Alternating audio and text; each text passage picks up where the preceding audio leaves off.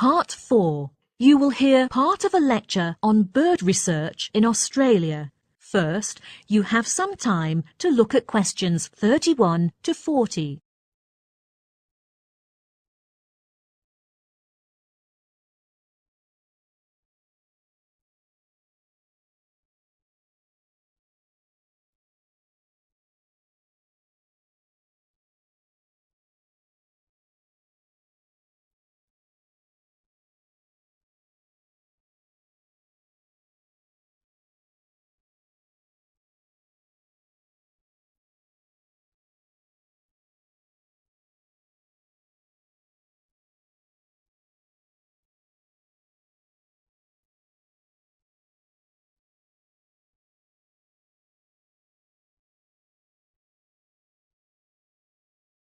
Now, listen carefully and answer questions 31 to 40.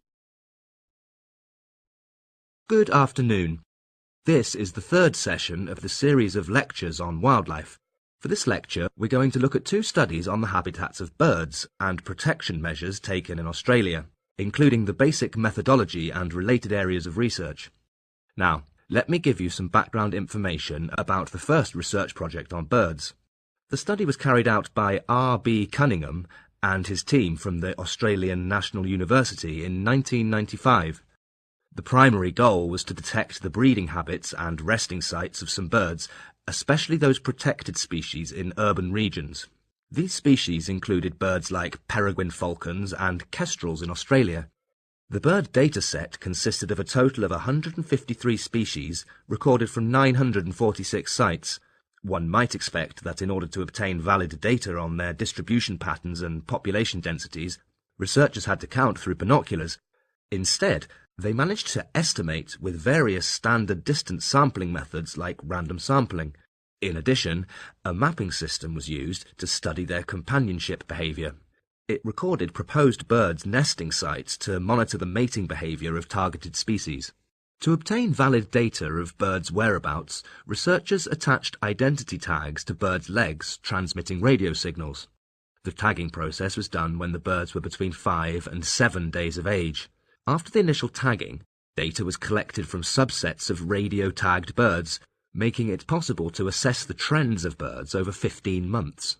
So, what did they find? Well, as it turned out, many of the birds tagged had the tendency to nest in the same habitat where they grew up. Their nesting sites were quite varied and included freshwater reed beds, tidal reed beds, agricultural crops, and man-made sites. Even though naturally occurring nests were common, birds sometimes accidentally nested in man-made devices like power towers, chimneys, and tunnels. This research also studied the impact of humans on bird communities and found out that pollution had contributed greatly to the declining birth rates of some species, which were considered to be extinct or threatened to vanish from the study area. These species are dependent on natural forests because of their breeding holes. They will become extinct when local natural forests continue to be polluted heavily. A number of measures were thus taken by members from local animal conservation organisations to boost their alarming survival rates.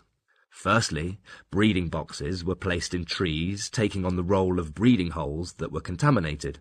Protection guidelines were also introduced strictly prohibiting killing, disturbance, and habitat destruction.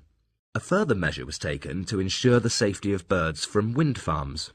In fact, birds are sometimes shedded by wind turbine blades. A great deal of work was done on how to prevent them from colliding with turbines. A case in point was protecting space for bird migration by ensuring that migratory routes were kept free. Falcons generally cope well with wind turbines, but not in weather conditions where visibility is bad. So, with knowledge of how fast falcons fly, bird stations in northern Australia can notify wind farms further south of the falcon's approach so that turbines can be shut down as they pass by. Then, another piece of research was done a couple of years later by Conway in 2006. His team detected the calling frequency of seabirds flying at night. Acoustic signals are important communication tools for birds. These signals can indicate social cohesion, prey location, and breeding behaviour.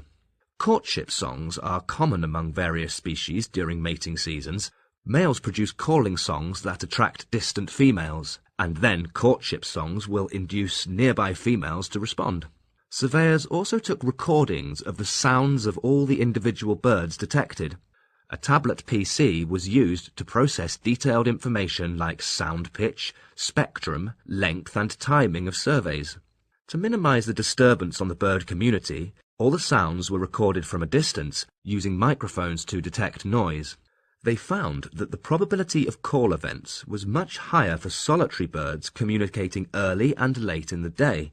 Further analyses indicated that during foraging, the frequency of calls was significantly greater for birds encountering schooling fish, and birds called sooner after a catch in these foraging scenarios, compared with when only single fish were encountered.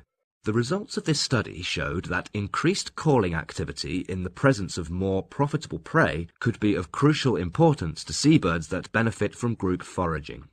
So, does anyone have more questions on? That is the end of Part 4. You now have 1 minute to check your answers to Part 4.